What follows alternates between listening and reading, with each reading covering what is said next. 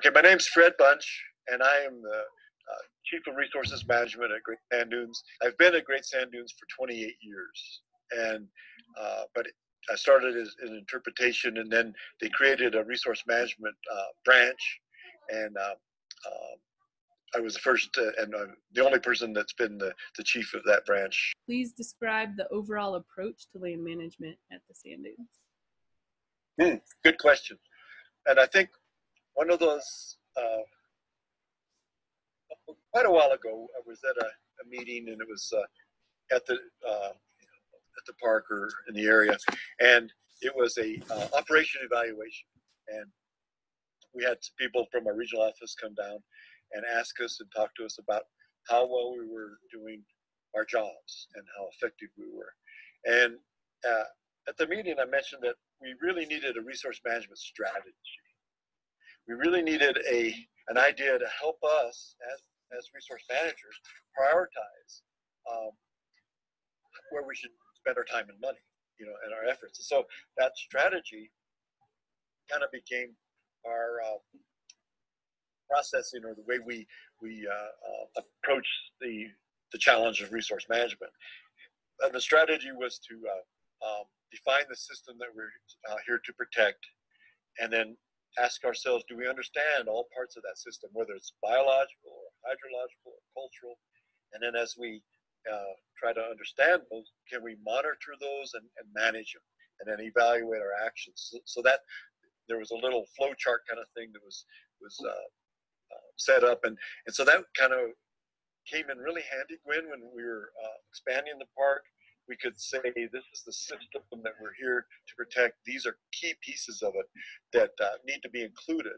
And a lot of that, particularly in hydrology, we needed to do more research. And a lot of it was groundwater studies, where we needed to drill wells deeper and further away from the principal or from the dunes themselves to better understand and model what the hydrology was doing. So that's kind of our strategy, is trying to understand as best we can what all the dynamics of the systems that we are here to protect. And we had written that strategy because then we had the opportunity to expand the park. We could use that strategy to say, we want this part of this area in the park because it's a key piece. For example, the sand sheet, the sand deposits that are vegetated, but will eventually, if conditions are right, become part of the massive dunes. And so then we could draw lines on maps saying these, and actually that's how we wrote that strategy. Was we had experts from hydrologists, biologists, archaeologists, entomologists. All these people came to this workshop, and we kind of like sequestered them. We put them in rooms that you can't come out until you come out with these answers to what is important key pieces to this system that makes the dunes what they are. Cool. And so now it's like a plan, and you just try to study that through time. Right. Yeah. And but what was really good about it, Gwen, was that it really focused in on what we needed to do, and say, okay, do we understand the hydrology? And at the time, we didn't.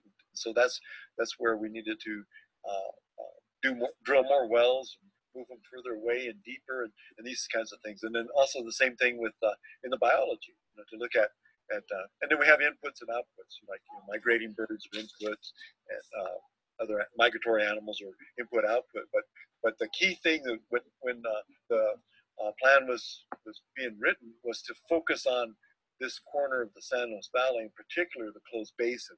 And so that was when we were able to draw lines around the map and be able to support the protection of these key resources, and not just try to protect the whole universe, but just the things that had a direct tie to the dunes, and that's the purposes of the park.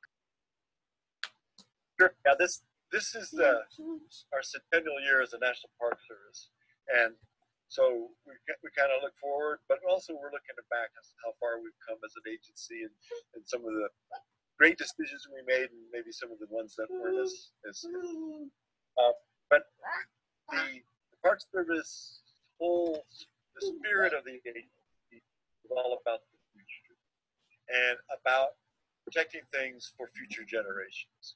And like Sawyer, that Yeah. your son, we want to make sure that he has an opportunity to experience the Great Sand Dunes or any other national park when he, to have the same experience that we've had. And so it's all about, they say that the earth doesn't belong to us; we borrow it from our children.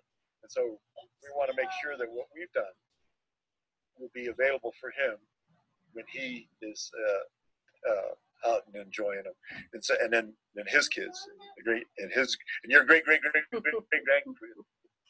So it's all about passing the torch on, improving on it, don't harm it, and passing it on to the future generation.